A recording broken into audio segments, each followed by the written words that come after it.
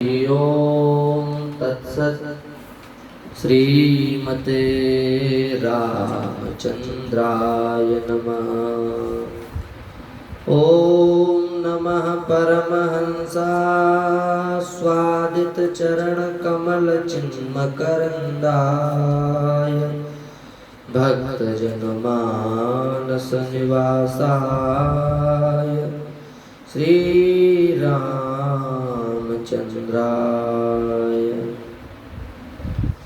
ओम वागीशायस्य वदने श्रीलक्ष्मीर्यस्य च वक्षसि यस्यास्ते हृदये संवित् तं नृसिंहमहं भजे। वाञ्छाकल्पतरुभ्यश्च कृपा सिन्धुभ्य एव च पतितानां पावनेभ्यो श्रीवैष्णवेभ्यो नमो नमः। या श्री स्वयं सुकृतिनां भवनेष्वलक्ष्मी पापात्मनां कृतधियां हृदयेषु बुद्धि श्रद्धा सतां कुलजनप्रभवस्य लज्जा तां त्वां नतास्म परिपालय देवि विश्वम्। हरिशरण भक्तवांछा कल्पतरु भक्तवत्सल शरणागत वत्सल दीन बंधु दया सिंधु कृपा सिंधु नंदनंदन श्याम सुंदर की भांति कृपा करुणा से हम सभी लोग मानव जीवन का सर्वोत्कृष्ट फल सत्संग लाभ प्राप्त कर रहे हैं। यह श्री ठाकुर जी की हम सबके ऊपर अत्यंत विशेष कृपा एवं करुणा है।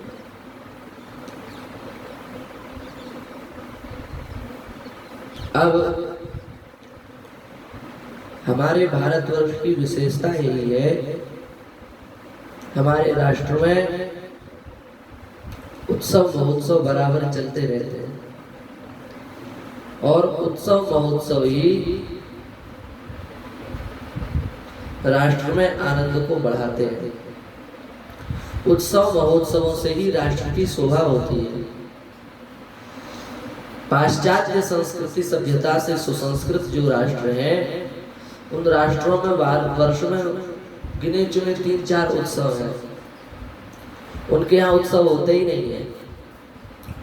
पर हमारे शास्त्रों में तो ऐसा कोई दिन नहीं है, ऐसी कोई तिथि नहीं है जिस दिन में जिस तिथि में कोई ना कोई उत्सव ना हो। यह भारतवर्ष पवित्र परंपरा से प्राप्त उत्सवों को मानने वाला देश है। और उत्सव किसके मनाए जाते हैं? उत्सव मनाने के योग्य केवल 2 ही हैं, प्रकृति और पुरुष। प्रकृति ही शक्ति है और पुरुष, ये इन 2 के ही उत्सव हम लोग सब मिलकर के मनाते हैं। क्योंकि शक्ति ही संपूर्ण संसार की अधिष्ठात्री है। शक्ति से ही संपूर्ण संसार चलता है। इसलिए हमारे देश में शक्ति की उपासना की बड़ी महिमा है।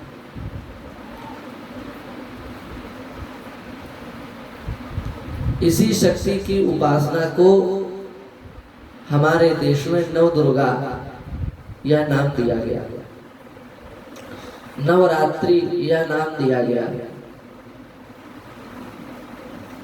देखो, ये नवरात्रि वर्ष में 4 बार आती है।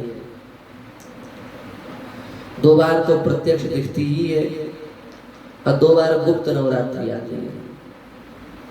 तो कितनी नवरात्रियां हो गई? 4। ये 4 नवरात्रियां वर्ष में दिखती हैं। इन चारों नवरात्रियों में हम सब लोग शक्ति की पूजा करते हैं, शक्ति की अर्चना करते हैं। शास्त्रों के अनुसार देखा जाए तो इस नवरात्रि की उत्पत्ति कैसे हुई? नवरात्रि मनाना कब से प्रारंभ हुआ? इस विषय में यदि हम शास्त्र का आलोडन करें तो यह बात प्राप्त होती है कि एक बड़ा भयंकर राक्षस था, जिस राक्षस ने अपनी तपस्या के बल से इस संपूर्ण संसार को अपने वश में कर लिया था। उस राक्षस का नाम था महिषासुर। उस राक्षस ने अपने बल के प्रभाव से स्वर्ग पर अधिकार प्राप्त कर लिया। देवताओं को जो आहुति प्राप्त होती वह आहुति उस राक्षस को मिलती थी। तब सभी देवी देवता चिंतित हो गए और उन्हीं देवताओं का जो तेज था उस तेज से भगवती दुर्गा प्रकट हो गई और उन्होंने प्रकट होकर के महिषासुर को युद्ध के लिए ललकारा। महिषासुर आवेश में आकर के बोला कि तुम हमसे क्या युद्ध करोगे? देवी ने कहा कि हम तुम जैसे राक्षस का वध करने के लिए ही हमारा अवतार हुआ है। अब महिषासुर और देवी इन दोनों का भयंकर युद्ध हुआ। अंतिम में देवी ने अपनी लीला करते हुए मधु का पान किया और कहा कि गर्ज गर्ज क्षणम मूढ़ मधु यावत पिबाम्यहम्। तब तक तुम गरज रहे हो, गरजते रहो, तुम्हारे गरजने की सीमा है। तुम तभी तक गरज रहे हो जब तक हम मधुपान कर रहे हैं। जैसे ही हमारा मधुपान समाप्त हो जाएगा तुम्हारा गरजना समाप्त हो जाएगा, फिर तुम नहीं गरजोगे। गरजस्यत्यासु देवता, फिर तो देवता गरजेंगे। ऐसा कह करके देवी ने उस राक्षस का वध किया। यह जो युद्ध दोनों का चला, देवी का और महिषासुर का, यह 9 दिनों तक चला। 9 दिन और 9 रात्रि, इतने दिनों तक ये युद्ध चला। तभी से हमारे आचार्यों ने, सभी देवी देवताओं ने मिलकर के भगवती जगदम्बा के उत्सव स्वरूप नवरात्रि को मनाना प्रारंभ कर दिया। बताइए समझ में? ये नवरात्रि ऐसी नहीं है कि इसको सामान्य लोग मनाते हैं, कोई विशेष इसमें विशेषता ऐसी क्या है? स्वयं भगवान श्री राम ने देवी की उपासना करके रावण पर विजय प्राप्त की। भगवान श्री राम ने कहा कि हम इस घोर राक्षस का वध कैसे करेंगे? तब नारद जी आए और नारद जी ने कहा, हे भगवान, देवी की उपासना से सब कुछ प्राप्त हो जाता है। वस्तुतः भगवान श्री राम तो पूर्ण परब्रह्म है, सर्व सामर्थ्यवान है, अचिंत्य अखंड शक्ति भगवान में है, पर संसारी प्राणियों को शिक्षा देने के लिए भगवान यह सब कर रहे हैं। मर्त्यावतारस्त्रियमर्त शिक्षा। नारद जी के कहने पर भगवान ने 108 कमल के पुष्पों से भगवती की उपासना प्रारंभ कर दी। यह सहस्रार्चन भी मान सकते हैं आप, सहस्रार्चन किया। रावण ने जब देखा कि राम भगवान देवी को प्रसन्न कर रहे हैं तो महाराज ये भी बड़ा मायावी, इसने भी देवी की उपासना प्रारंभ कर दी। और केवल उपासना ही प्रारंभ नहीं कर दी, इसको पता चला कि श्री रघुनाथ का संकल्प है कि हम सहस्रार्चन करेंगे या शतार्चन करेंगे, तो उसमें से एक कमल इसने वहां से गायब कर दिया अपनी मायावी शक्ति से। भगवान को लगा कि अब तो हमारा संकल्प भंग हो जाएगा, हमारी जो हमने जो संकल्प लिया कि हम इतने से इसका वो करें, सहस्रार्चन करेंगे देवी का, वो तो भंग हो जाएगा। तब भगवान ने विचार किया कि लोग हमको अमल कमल दल लोचन कहते हैं, भगवान का नाम क्या है? अमल कमल दल लोचन, ये भगवान का नाम है। नवकंज लोचन कंज मुख पर, कंज पद कंजारुणम, श्री रामचंद्र कृपालु भजो मन, हरण भव भय दारुणम। तो हम तो कमल दल वाले हैं, हमारे नेत्र, तो हम अपने कमल रूपी नेत्र को ही भगवती को समर्पित करते हैं। ऐसा विचार करके भगवान ने अपना नेत्र जैसे ही निकालने के लिए बाण से उद्यत हुए, उसी समय भगवती जगदम्बा साक्षात भगवान श्री राम के सामने प्रकट हो गई और कहा, हे रघुनाथ, आपने मेरी उपासना की और आपकी उपासना से हम प्रसन्न हैं। आप तो स्वयं साक्षात नारायण के अंश हैं, आप साक्षात परब्रह्म पूर्ण परमात्मा हैं। अब आप निश्चित ही रावण पर विजय प्राप्त करेंगे। ऐसा कहकर के भगवती देवी अंतर्हित हो गई। हनुमान जी ने कहा कि जब तुमने हमारे साथ छल किया तो हमें भी कुछ लीला तो दिखानी पड़ेगी।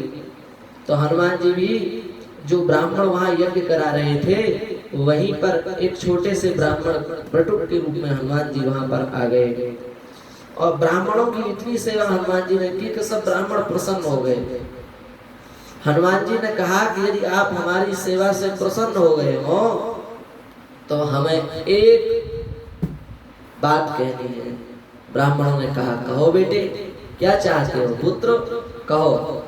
उन्होंने कहा कि आप लोग यह जो मंत्र पढ़ रहे हैं, जिस मंत्र से आप आहुति दे रहे हैं, कौन सा मंत्र था? जयत्वं देवी चामुंडे जय भूतार्तिहारिणी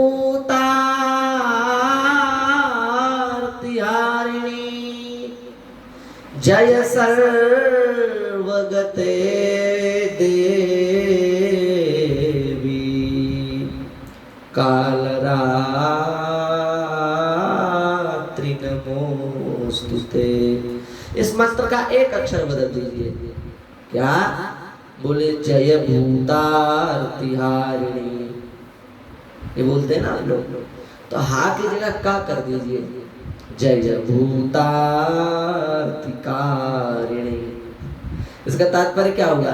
भूत माने समस्त प्राणियों के, आरती माने जो दुख है उनका हारिणी, हरण करने वाली, ये तो हुआ जय भूतार्तिहारिणी का मतलब। और कारणी का मतलब संसार के जितने भी प्राणी उन सबको दुख देने वाली, ये कारणी का मतलब हो गया। तो वो सब ब्राह्मण भगवान की माया से मोहित हो रहे थे, इसलिए वो हारणी की जगह कारणी बोलने लगे। ओम जय तुम देवी चामुंडे जय भूतार्ति कारणी, जय तुम देवी चामुंडे जय भूतार्ति कारणी। अब तो देवी का रुष्ट हो गई, मूर्खो, मैं संसार के दुख का हरण करती हूँ, तुम लोग कह रहे हो तुम संसार के दुख को देती हो, जाओ तुम्हारा सत्यानाश हो जाए। महाराज रावण मारा गया कि नहीं? तो कहने का तात्पर्य यह है कि यह व्रत आधुनिक नहीं है। इस व्रत को किसी आधुनिक पुरुष ने प्रारंभ नहीं किया, अभी तो ये तो त्रेता में भी था। कहने का तात्पर्य यह हुआ कि यह व्रत आधुनिक नहीं है, अभी तो परम प्राचीन व्रत है। और भगवान व्यास ने श्रीमद् देवी भागवत महापुराण में इस व्रत की महिमा का बड़ा सुंदर वर्णन किया। व्यास उवाच, वहां का संक्षिप्त प्रसंग हम आपको सुना रहे हैं। भगवान व्यास कह रहे हैं, शरणुराजन प्रवक्ष्यामि नवरात्र व्रतम शुभम शरत्काले विशेषेण कर्तव्यम विधिपूर्वकम। हे राजन, यह जो नवरात्रि का पर्व है, यह जो नवरात्रि का व्रत है, यह अत्यंत महत्वपूर्ण है। एक तो शारदीय नवरात्रि होती है और एक वसंत ऋतु में नवरात्रि होती है, दो नवरात्रियां होती है। यहाँ व्यास भगवान कह रहे हैं, द्वाव्रतु यम दष्ट्राख्यो नूनम सर्वजनेषु। जो दोनों ऋतुएं हैं, चाहे वो बसंत ऋतु हो चाहे शारदीय नवरात्रि वाली ऋतु हो, ये दोनों ऋतुओं को शास्त्रों में यमदृष्टा कही गई है। इन दोनों का शास्त्रों में नाम है, ये दोनों ऋतुएं यमदृष्टा हैं। यमदृष्टा का तात्पर्य है कि घोर ऋतुएं हैं। इस ऋतुओं में प्राणी को पीड़ा ज्यादा होती है, रोग ज्यादा होते हैं, कष्ट ज्यादा होते हैं, दुख ज्यादा होते हैं, दरिद्रता ज्यादा होती है। तो उन सब से बचने के लिए ही आत्म कल्याण चाहने वाले व्यक्ति को इस नवरात्रि का व्रत विधि पूर्वक करना चाहिए। बड़ी सुंदर विधि का वर्णन किया और लिखा है कि 9 दिन ही व्रत करना चाहिए। यथाशक्ति प्रकर्तव्यो नियमो व्रत हेतवे पश्चात पूजा प्रकर्तव्या विधिवत मंत्र पूर्वकम। इस नवरात्रि का व्रत 9 दिन करना चाहिए। अब मान लो किसी में ऐसी क्षमता नहीं है कि वो 9 दिन व्रत कर सके, शरीर में अस्वस्थता है, कमजोरी है, पीड़ा है, 9 दिन व्रत नहीं कर सकता, वह क्या करे? तो भगवान व्यास कह रहे हैं कि हम आपको एक ऐसी विधि बता रहे हैं कि 9 दिन के व्रत का पुण्य केवल 3 दिन के व्रत में प्राप्त हो जाएगा। अब देखो, कई लोग प्रतिपदा रह जाते हैं, कई लोग अष्टमी रह जाते हैं, कई लोग अष्टमी नवमी रह जाते हैं। ये नहीं करना चाहिए। या तो पूरे 9 दिन व्रत करो, और यदि 9 दिन व्रत नहीं कर सकते तो भगवान व्यास ये दूसरा नियम बता रहे हैं, इस दूसरे नियम को कर लेना चाहिए। भगवान व्यास कह रहे हैं कि यदि आप पूरे 9 दिन व्रत नहीं कर सकते तो कम से कम सप्तम्याम च तथाष्टम्याम नवम्याम भक्ति भावतः त्रिरात्र करणात् सर्वं फलम भवति पूजना। सप्तमी, अष्टमी और नवमी, ये 3 दिन यदि कोई व्रत करता है तो उसको इन 3 रात्रियों में ही संपूर्ण नवरात्रि के पुण्य का फल प्राप्त हो जाता है। सप्तम्याम च तथाष्टम्याम नवम्याम भक्ति भावतः त्रिरात्र करणात् सर्वं फलम भवति पूजना। और अष्टमी तिथि को देवी माता की विधिवत पूजन करना चाहिए, ब्राह्मणों को भोजन कराना चाहिए, क्योंकि जो भद्रकाली है वो अष्टमी तिथि को प्रकट हुई। भगवान व्यास कह रहे हैं कि प्रादुर्भूता महाघोरा योगिनी कोटिभिस्सह पुराष्टम्याम भद्रकाली दक्षिण विनाशिनी। जो भगवती भद्रकाली है वो अष्टमी के दिन प्रकट हुई है, इसलिए देखा होगा लोग अष्टमी को विशेष पूजा देवी की करते हैं। तो अष्टमी को देवी की पूजा की और विशेष महिमा है। कैसे व्रत करें? कई लोगों की जिज्ञासा रहती, महाराज फलाहार लेना है कि नहीं लेना है, भोजन करना है कि नहीं करना है। कई लोग एक बार भोजन कर लेते हैं, दिन भर व्रत रहते हैं। उपवास करना चाहिए, और उपवास न कर सके तो एक भुक्त व्रत करना चाहिए, एक बार भोजन कर सकते हैं। भोजन माने अन्न नहीं, फलाहार, ये समझना है, नहीं तो जल से उपवास रहना चाहिए। इस प्रकार से दिव्य नवरात्रि के पूजन की महिमा है। और यहाँ लिखा है विभवस्यानुसारेण कर्तव्यम पूजनम किल वित्त साक्ष्यम न कर्तव्यम राजन छक्षिमथे सदा। या तो देवी का आपके पास क्षमता नहीं है तो व्रत कराओ नहीं, कोई बात नहीं। पर यदि आप धन से संपन्न हैं और उसके बाद यदि आप देवी माता का व्रत कराने में लोभ कर रहे हैं, वित्त साक्ष्य कर रहे हैं, कृपणता कर रहे हैं, तो संपूर्ण धन आपका नष्ट हो जाएगा। इसलिए देवी के पूजन आराधन में धन का बिल्कुल भी संकोच नहीं करना चाहिए, और नहीं हो धन तो कराना नहीं चाहिए। और यदि धन है तो फिर वहां पर वित्त साक्ष्य नहीं करना चाहिए, अन्यथा वह संपूर्ण धन समाप्त हो जाता है। और लिखा है कि 2 वर्ष की कन्या से लेकर के 10 वर्ष की कन्या तक को भोजन कराना चाहिए नवरात्रि में। इससे ऊपर नहीं, 2 से नीचे भी नहीं। 1 वर्ष की कन्या को भी भोजन न करावे, क्योंकि उसको स्वाद का अनुभव नहीं होता, क्या खट्टा है क्या मीठा, वो छोटी रहती है। और 10 वर्ष के ऊपर भी नहीं कराना चाहिए। इसलिए 2 वर्ष से लेकर के 8 वर्ष तक की कन्याओं को भोजन कराना चाहिए। इनको जो भोजन कराता है लिखा है उनके समस्त मनोरथों की सिद्धि हो जाती है। यदि आप 9 कन्याएं 2-2 वर्ष की कन्याएं हैं और ऐसी 9 कन्याओं को आप भोजन करा रहे हैं तो आपकी दरिद्रता का नाश हो जाएगा। 3-3 वर्ष की 9 कन्याओं का आप भोजन करा रहे हैं तो धन धान्य की वृद्धि हो जाएगी। 4-4 वर्ष की 9 कन्याओं को यदि आप भोजन करा रहे हैं तो आपको ऐश्वर्य की प्राप्ति होगी। 5-5 वर्ष की 9 कन्याओं को यदि आप भोजन करा रहे हैं तो आप कितने भी भयंकर शत्रु से युद्ध करो आपको विजय की प्राप्ति होगी। 6-6 वर्ष की 9 कन्याओं को यदि आप भोजन करा रहे हैं तो आपके शत्रुओं का अपने आप नाश हो जाएगा। 7-7 वर्ष की कन्याओं को यदि 9 कन्याओं को आप भोजन करा रहे हैं तो आपके समस्त मनोरथों की सिद्धि हो जाएगी। और 8-8 वर्ष की यदि आप 9 कन्याओं का विवाह करा रहे हैं तो आपके समस्त रोगों का नाश हो जाएगा। और इसी प्रकार से 9-9 वर्ष की जो कन्याओं का भोजन कराते हैं उनके समस्त दुखों का नाश हो जाता है। और 10-10 वर्ष की 9 कन्याओं का यदि कोई भोजन करावे तो उनके समस्त अमंगलों का नाश हो जाता है, उन्हें कल्याण की प्राप्ति हो जाती है। तो इसलिए महाराज यहाँ कन्याओं को भोजन कराने की भी शास्त्रीय विधि है। केवल ये नहीं कि ले आए भोजन करा दिया दक्षिणा दी भेज दिया, सबकी स्तुति है। यदि सुभद्रा हो तो उसकी अलग प्रार्थना है, कल्याणी हो तो अलग प्रार्थना है। माने जितने वर्ष की आयु है उस आयु के अनुसार सभी कन्याओं की अलग अलग प्रार्थना करनी चाहिए। और उसके बाद में वस्त्रालंकरणैर माल्यैर गंधैरुच्चावचैरपि, जो भी वस्त्र भूषण माला गंध आदि श्रेष्ठ उपचार होते हैं उन उपचारों के द्वारा भगवती देवी की उपासना करनी चाहिए, उन कन्याओं की उपासना करनी चाहिए, उन कन्याओं की सेवा करनी चाहिए। इस प्रकार से कन्याओं की बड़ी महिमा है। अब देखो ये नवरात्रि का जो व्रत करता है उसे क्या प्राप्त होता है, उसका फल क्या है नवरात्रि के व्रत करने का।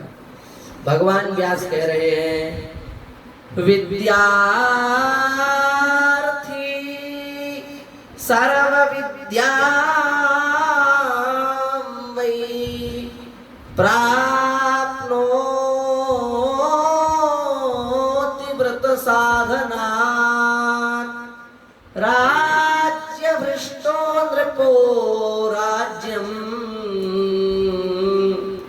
समवाप्नोति सर्वदा।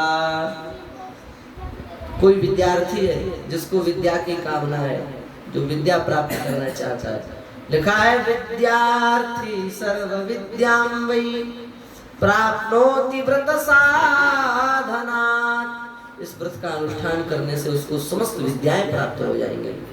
और राज्य भ्रष्टो नृपो राज्यम, कोई राज्य से भ्रष्ट हो गया राजा, उसको राज्य की कामना है तो वह इस व्रत का यदि अनुष्ठान करता है तो उसको राज्य की प्राप्ति हो जाती है।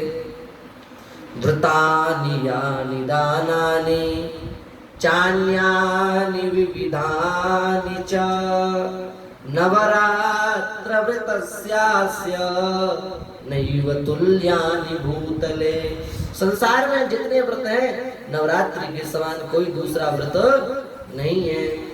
धन धान्य प्रदम नित्यम, धन धान्य की प्राप्ति कराने वाला, सुख संतान वृद्धिदम, सुख और संतान को प्रदान करने वाला, आयुरारोग्यदम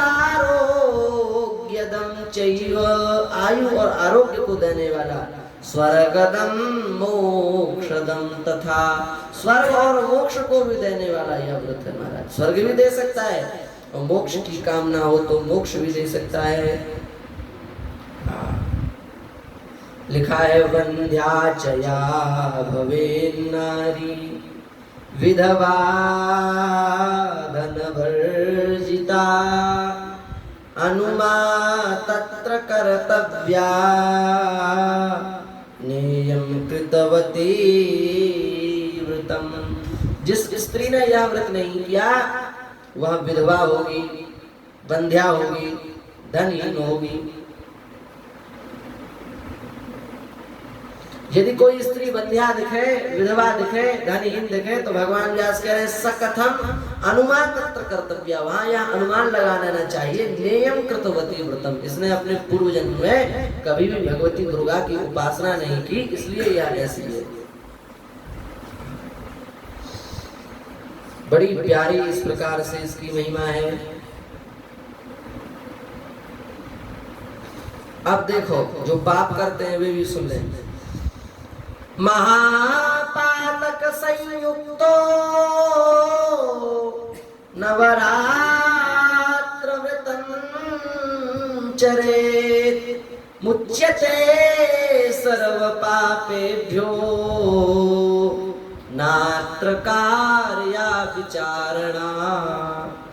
महापापी भी क्यों न हो, जिसने अपने जीवन में पाप ही पाप किए हो, ऐसा भी यदि कोई व्यक्ति नवरात्रि के व्रत को करता है तो मुच्यते सर्व पापेभ्य, वो सभी पापों से मुक्त हो जाता है। नात्र कार्या विचारणा, यहाँ पर किसी प्रकार का कोई संदेह नहीं करना चाहिए। एक छोटी सी घटना इसमें लिखी है देवी भागवत में। कह रहे हैं व्यास जी कि एक वैश्य था, उसका बड़ा भारी परिवार था, उसके स्वयं की अनेकों संतानें थीं, पर वह बड़ा ही दरिद्र था। अपनी संतानों का भी पेट भरने की क्षमता उसमें नहीं थी। एक बार की बात है कि वह अपने गांव में ही एक वरिष्ठ ब्राह्मण के घर में गया और उस ब्राह्मण के पास में जाकर के उस सुशील नाम के वैश्य ने कहा कि हे भूदेव कृपाम कृत्वा वद स्वाद्य महामते, आप कृपा करके हमको बताइए कि हमारे दरिद्रता का कारण क्या है। हमारी पुत्री विवाह के योग्य हो गई, पर मेरे पास धन नहीं है, कन्यादान का समय बीतता जा रहा है, समय पर कन्यादान नहीं करूंगा तो मुझे घोर पाप की प्राप्ति होगी, इसलिए मैं अत्यधिक चिंतित हूँ। आप तो सर्वज्ञ हैं, यंत्र तंत्र मंत्र के वेदता हैं, महापुरुष हैं, आप हमारी पीड़ा का कारण बताइए और उसके निवारण का भी कारण बताइए। तब उन ब्राह्मण ने बड़े प्रेम से वैश्य को समझाते हुए कहा, वैश्यवर्य कुरुष्वाद्य नवरात्र व्रतं शुभम पूजनं भगवत्याश्च हवनं भोजनं तथा। हे वैश्य, यदि तुम दरिद्रता से मुक्ति चाहते हो तो प्रेम पूर्वक भगवती देवी का पूजन करो, क्योंकि एतस्मात्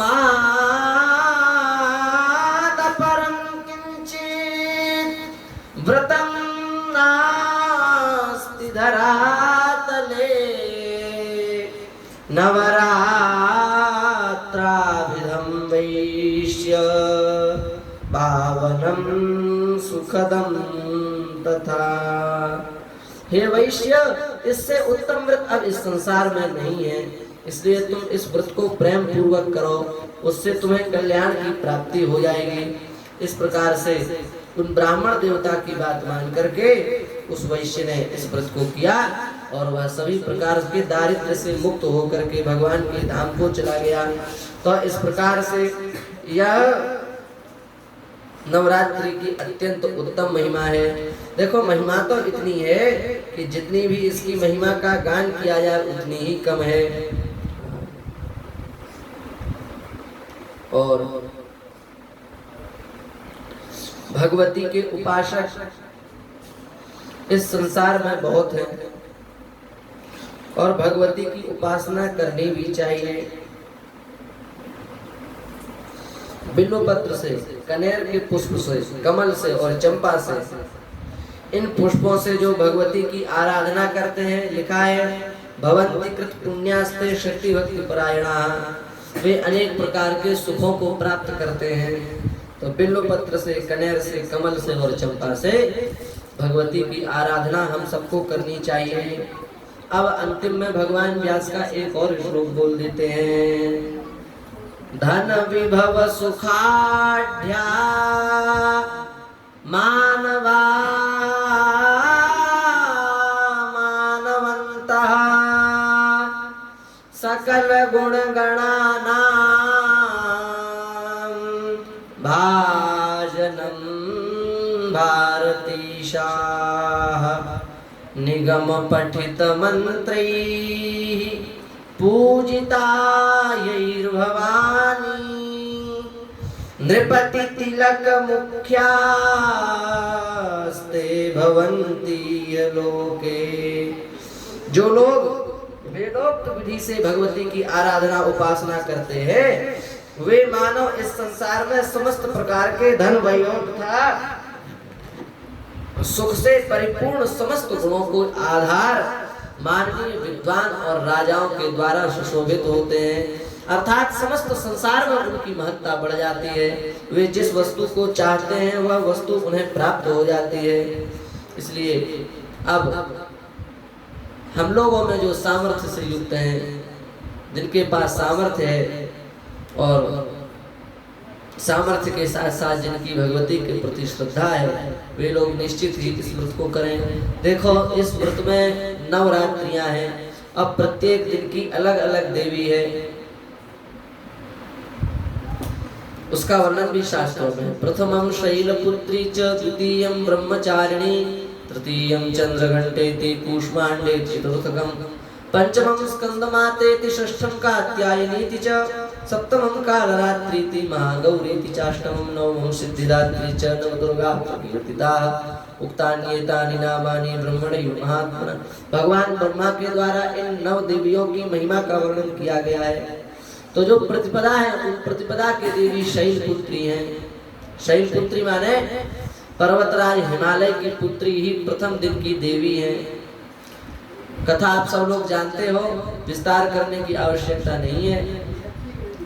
भगवती सती ने दक्ष के अपमान से, दक्ष ने भगवान शिव का अपमान किया, वो भगवती सती से नहीं सहा गया और भगवती सती ने अपमान से तिरस्कृत होकर के अपने शरीर को योगाग्नि से जला करके भस्म कर दिया। सती जी ने भस्म कर दिया, पर उनके अंतिम चिंतन में भगवान शिव ही थे। इसलिए अंतिम चिंतन में भगवान शिव के होने के कारण अगले जन्म में वे ही सती श्री हिमालय राज की पुत्री बनी और उस जन्म में उनका नाम पार्वती हुआ। उन्होंने अत्यंत उग्र तपस्या करके भगवान शिव को पति के रूप में प्राप्त किया। तो शैलपुत्री, शैल माने पर्वत, शैलस्य पुत्री शैलपुत्री, शैल माने पर्वत की पुत्री होने के कारण उनका नाम शैलपुत्री हो गया। शास्त्रों में शैलपुत्री जी की बड़ी महिमा है। लिखा है वंदे वांछित लाभाय चंद्रार्धकृत शेखरम वृषारूढ़ां शूलधरां शैलपुत्री यशस्विनी। ये शैलपुत्री कैसी है? बोले वृषारूढ़ां, बैल पर आरूढ़ है, शूलधरा, अपने हाथों में शूल को धारण करने वाली है, यशस्विनी, अत्यंत यशस्वी तेजस्वी ये हैं। और लिखा है वंदे वांछित लाभाय। यदि कोई व्यक्ति शैलपुत्री की आराधना करता है, शैलपुत्री का व्रत करता है, तो उसको अपने मनवांछित फल की प्राप्ति हो जाती है। यम यम कामयते कामं तम तम प्राप्नोति निश्चितम। वह जिस जिस कामना की कामना करता है अथवा जिस जिस वस्तु पदार्थों की इच्छा करता है, शैलपुत्री की कृपा से उसको वह प्राप्त हो जाता है। तो हम लोग प्रथम दिन शैलपुत्री की उपासना करेंगे और जहाँ भी मंदिर में जाएंगे वहाँ इस श्लोक का अवश्य पाठ करेंगे। वंदे वांछित लाभाय चंद्रार्धकृत शेखरम वृषारूढ़ां शूलधरां शैलपुत्री यशस्विनी। तो इस प्रकार से प्रथम दिन की जो देवी शैलपुत्री है उनकी अद्भुत महिमा है। और इसी प्रकार से नव देवियों की भी अत्यंत महिमा है। भगवान यदि प्रयास, भगवान यदि वाणी में सामर्थ्य देंगे और भगवान यदि कृपा करेंगे तो हम लोग प्रत्येक दिन प्रत्येक जो देवियां हैं, शैलपुत्री, ब्रह्मचारिणी, चंद्रघंटा, कूष्मांडा, स्कंदमाता, कात्यायनी, कालरात्रि, महागौरी और सिद्धिदात्री, इनकी प्रतिदिन कथा का श्रवण करेंगे और इनकी कथा के श्रवण का लाभ प्राप्त करके अपने जीवन को कृतार्थ बनाएंगे। यह जो प्रतिपदा तिथि है अत्यंत द्वितीय है, नंदा है, मुदित करने वाली, आनंदित करने वाली तिथि है। आप सभी लोग अत्यंत प्रेम पूर्वक, अत्यंत भाव पूर्वक भगवती की उपासना करें। यही भावना के साथ में आप सभी को बहुत बहुत नवरात्रि की हार्दिक शुभकामनाएं देते हुए श्री ठाकुर जी के चरणों में अपनी वाणी को विराम देते हैं। श्री वृंदावन बिहारी